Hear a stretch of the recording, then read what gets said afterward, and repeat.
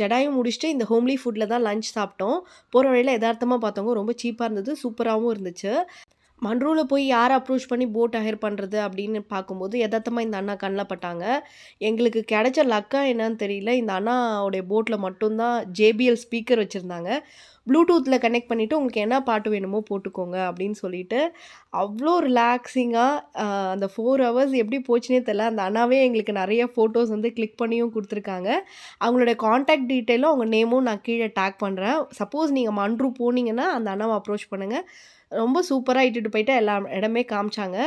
சுற்றி தண்ணி நடுவில் நம்ம அந்த இருக்க ஃபீலே டிஃப்ரெண்ட்டாக இருந்துச்சு. உங்களால் இங்கே ட்ராவல் பண்ணி வர முடிஞ்சால் வாங்க, இல்லைனா நீங்கள் வர்க்கலாவில் இருக்க கயாக்கிங்கே ட்ரை பண்ணலாம். இந்த ஆர்ச் வியூக்காக தான் நாங்கள் வந்தோம். வர்த் இந்த ஃபீலோட அப்படியே ரூம் போயிட்டு ரெஃப்ரெஷ் பண்ணிவிட்டு திரும்ப கிளிஃப் போயிட்டோம்.